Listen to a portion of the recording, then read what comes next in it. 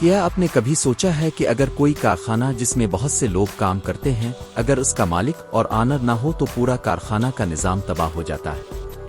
کیونکہ وہی کارخانے کا مالک پوری فیکٹری کو کنٹرول کرتا ہے۔ اسی طرح اگر کسی گاڑی کو پیٹرول دینے والا پارٹ کام نہ کرے اور وہی حصہ جام ہو جائے تو گاڑی کو پیٹرول نہیں پہنچتا، جس کی وجہ سے گاڑی نہیں چلتی اور بند ہو جاتی ہے۔ یہی کارخانے کا مالک پورے کارخانے کو کنٹرول کرتا ہے۔ اگر گائیڈ کرنے والا ہی نہ ہو اور ورکرز کو ہدایات دینے والا ہی نہ ہو تو کارخانے کا نظام نہیں چل سکتا۔ اسی طرح گاڑی کو پیٹرول مہیا کرنے والا حصہ بیکار ہو جائے تو گاڑی نہیں چل سکتی۔ اسی طرح انسانی جسم بھی کسی کارخانے یا کسی گاڑی کی طرح کام کرتا ہے۔ جس طرح گاڑی کا کوئی پارٹ گاڑی کو پیٹرول دیتا ہے جس سے گاڑی چلتی ہے، بالکل اسی طرح انسان کے جسم میں بھی ایک حصہ ایسا ہے جو انسانی جسم کو خون کی سپلائی کرتا ہے۔ امید ہے آپ اشارہ سمجھ گئے ہوں گے۔ جی ہاں، ہم بات کرنے جا رہے ہیں دل کی۔ ایک بیماری ہے جو آج کل بہت عام ہو چکی ہے، جسے ہم ہارٹ اٹیک کہتے ہیں۔ ہارٹ اٹیک کیا ہے؟ کیسے ہوتا ہے؟ وجوہات کیا ہیں؟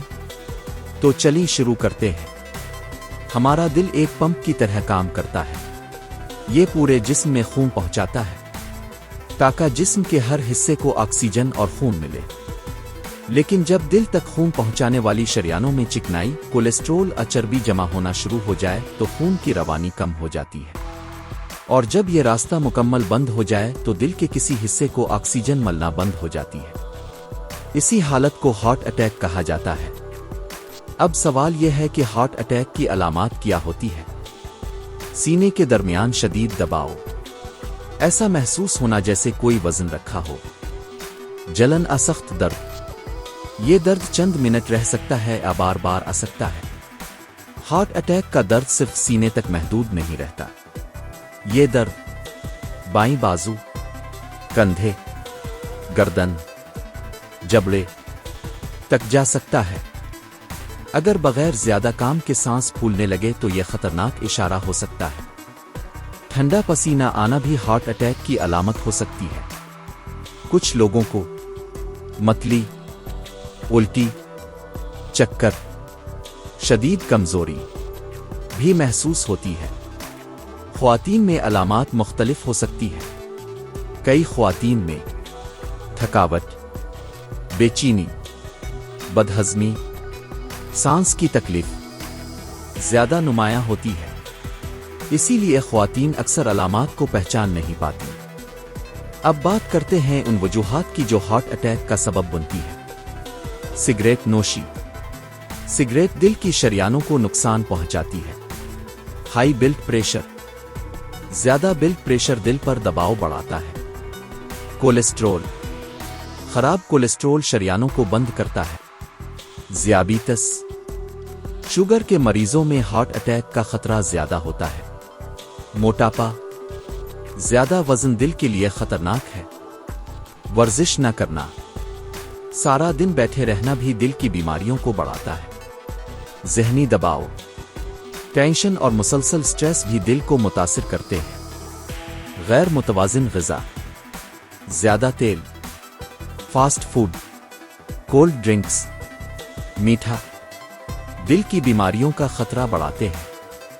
آپ کے سامنے کسی کو ہارٹ اٹیک ہو جائے تو گھبرائیں نہیں، فوراً ایمرجنسی کو کال کریں۔ سب سے پہلے ایمبولینس بلائیں۔ مریض کو آرام دیں، اسے بیٹھا دیں یا سیدھا لٹا دیں۔ کپڑے ڈھیلے کریں، سانس لینے میں آسانی ہوگی۔ اگر ڈاکٹر نے پہلے سے اسپرین دی ہو تو ڈاکٹر کی ہدایت کے مطابق استعمال کی جا سکتی ہے۔ سی پی آر سیکھنا بہت ضروری ہے۔ اگر مریض بے ہوش ہو جائے اور سانس نہ لے رہا ہو تو سی پی آر جان بچا سکتی ہے۔ سی پی آر میں سینے پر دباؤ دیا جاتا ہے، خون کی روانی برقرار رکھنے کی کوشش کی جاتی ہے۔ اسی لیے ہر انسان کو بنیادی فرسٹ ایڈ سیکھنی چاہیے۔ سوال یہ ہے کہ دل کو مضبوط کیسے رکھا جائے؟ روزانہ واک کریں، کم از کم 30 منٹ واک کریں۔ سگریٹ چھوڑ دیں، یہ دل کے لیے سب سے بڑا تحفہ ہے۔ صحت مند غذا کھائیں، زیادہ سبزیاں، پھل، پانی، دالیں، استعمال کریں، نمک اور چکنائی کم کریں، وزن کنٹرول کریں، شوگر اور بلڈ پریشر چیک کروائیں، نیند پوری کریں، ٹینشن کم کریں۔ نماز سکون اور مثبت سوچ ذہنی دباؤ کم کرنے میں مدد دیتی ہے۔ اسلام ہمیں اعتدال اور صحت مند زندگی کی تعلیم دیتا ہے۔ حدیث میں آتا ہے، تمہارے جسم کا بھی تم پر حق ہے، یعنی انسان کو اپنی صحت کا خیال رکھنا چاہیے۔ لہذا صحت مند خوراک، صفائی، سکون اور متوازن زندگی دل کی بیماریوں سے بچنے میں مددگار ہو سکتی ہے۔ ناظرین کرام، ہارٹ اٹیک ایک خطرناک بیماری ضرور ہے، لیکن صحیح معلومات، احتیاط اور بروقت علاج سے اس کے خطرے کو کم کیا جا سکتا ہے۔ اگر آپ کو یہ ویڈیو فائدہ مند لگی ہو تو ویڈیو کو لائک کریں، اپنے دوستوں اور فیملی کے ساتھ شیئر کریں، اور چینل کو سبسکرائب ضرور کریں، کیونکہ آپ کا ایک شیئر کسی کی جان بچا سکتی ہے۔ اللہ تعالی ہم سب کو صحت مند زندگی عطا فرمائے اور مذکورہ سب باتوں پر عمل کی توفیق نصیب فرمائے۔ آمین۔